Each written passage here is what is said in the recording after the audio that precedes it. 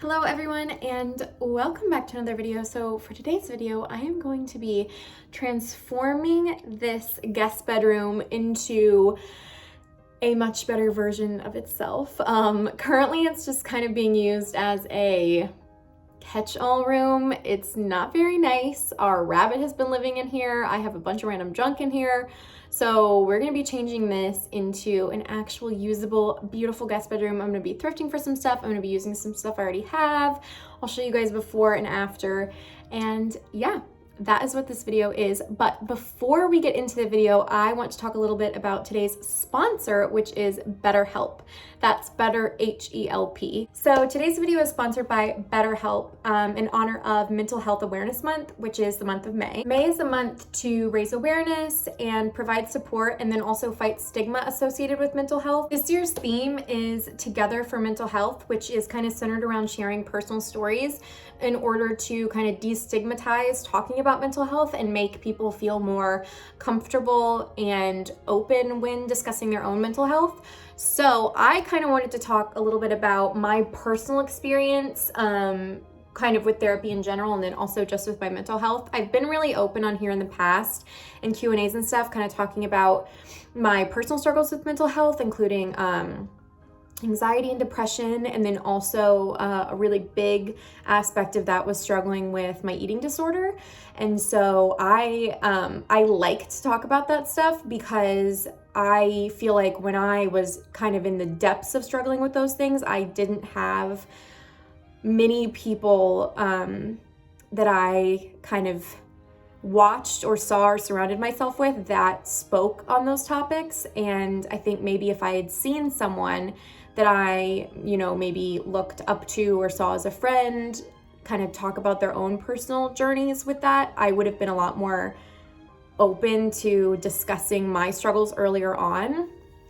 I've kind of struggled with, I've been open in the past about the fact that I struggled with an eating disorder kind of throughout high school and then continuing into college. And then college was the first time that I really started to combat that. And that was also when I started medication, which has been a huge help for me, and something that I personally really would love to kind of fight to destigmatize the feelings around taking medication for your mental health.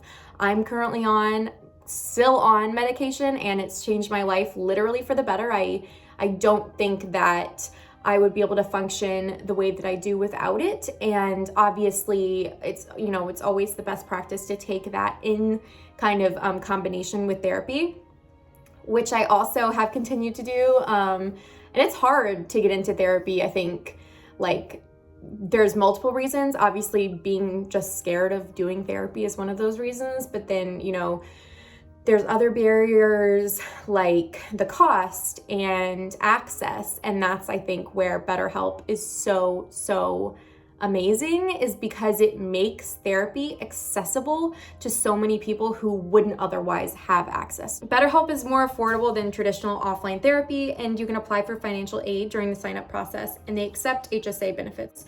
They offer customized therapy online that includes video and phone and even live chat sessions with your therapist, so that you don't have to see anyone on camera if you don't want to.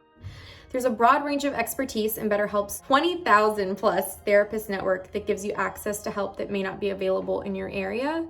You just fill out a questionnaire to help you assess your specific needs, and then you get matched with a therapist in under 48 hours. Then you schedule a secure video and phone session, plus you can exchange unlimited messages, and everything you share is completely confidential. If you, for some reason, aren't happy with the therapist that you have been assigned to, you can request a new one anytime with no charge. My therapist, Erica, is pretty amazing, and I've only had a few sessions with her so far, but I think just having someone to talk to that is listening and cares and can kind of give you resources. She actually sent me, after our first session, a few resources that she thought might be helpful to me. An app actually that I use before I go to bed to help me get better sleep and things like that. So this mental health month, if you or someone that you know is struggling, please share BetterHelp with them. I think that they're an amazing company that cares, obviously, because they're in the business of caring for people and giving people therapy and helping people have access to it. So if you're struggling and you feel like you might want to try therapy, I think this is an amazing place to start. You can get 10% off your first month if you use the code linked in my description box down below. So with all that being said, I'm very excited to be partnering with them. I am just really passionate about this, as you guys can tell, and so it's been a really, really cool partnership to have. But yeah, let's get into the rest of the video. Let's go thrifting and spruce up this room.